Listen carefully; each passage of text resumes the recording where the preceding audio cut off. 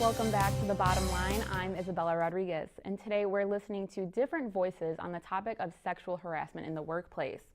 We'll be hearing again from Haley Kosick on what is trending on social media in just a few minutes, but first we have what we like to call the expert voice.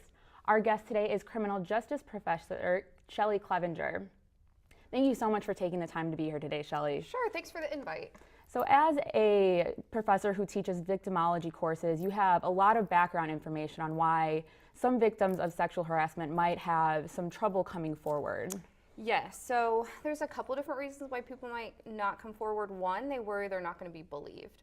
So, they're afraid that people are going to think that they're making it up, or they have some sort of ulterior motive, or they're going to be blamed for their own behavior, or they may fear retribution from the offender.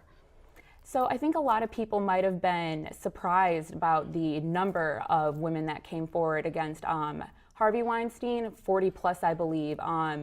Why do you think this was so surprising to people when a lot of people in Hollywood kind of didn't seem so surprised? I think it was surprising for a lot of people, including my students, because we talked about this in class, was that people don't want to think that this happens. So they don't want to think that this is happening to other people. Even if it's happening to them, they might think they're the only one. And people necessarily don't want to believe the worst of people, especially people in power. Mm-hmm. So do you think this is kind of almost normalized in society? Earlier this year, we saw then presidential candidate Donald Trump make some statements about sexual harassment and assault, which he kind of just described as locker room talk. Why do you think some people might have trouble taking that seriously? So I would say that it's reflective of a larger rape culture within society, especially if we're going to talk about it from gender norms and the fact that males usually are the ones who are perpetrating these acts against women. Men have the power. And so oftentimes women might feel like they're powerless to do anything or report it, whether we're talking about harassment or assault. Mm-hmm. So is that kind of what you talk about in your victimology courses for people who may not know what that kind of class is? Yeah, so we talk about the experience of the survivors or victims. People use the terms interchangeably. I like to say survivor because I feel like it's more of an empowering term. But yeah, we talk about what that experience is like. And so with sexual harassment, oftentimes that can be leading to sexual assault. And so that's something that was really interesting about these cases, especially with Harvey Weinstein. You saw this connection between sexual harassment and sexual assault.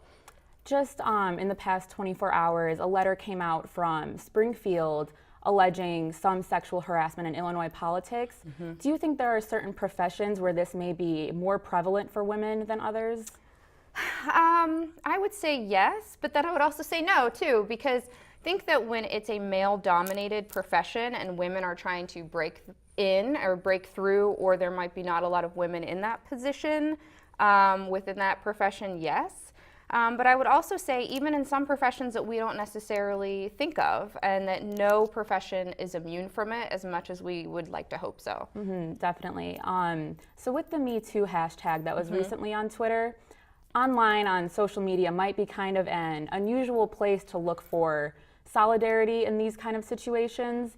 Do you think this really gives people the courage to come forward, seeing other women talk about their experiences? I do. And so I think that the nice thing about online is it does give you some sort of anonymity in the sense that even if people can associate it with your name, you're not saying it the way you'd be saying it to me right now in person. And then women can see, thousands or millions of other women like them, and you don't necessarily get that on the individual basis. And so I do think it is giving people courage. Because here, and actually this week, we're having Take Back the Night on our campus, which is a great chance for survivors to come out and talk. But I think it's very intimidating to say something in front of a group of people as opposed to just saying something online, because you don't have that face-to-face interaction. Definitely. Well, thank you so much for being here today, Shelley, and giving us some more background on this important topic. Yeah, thank you so much.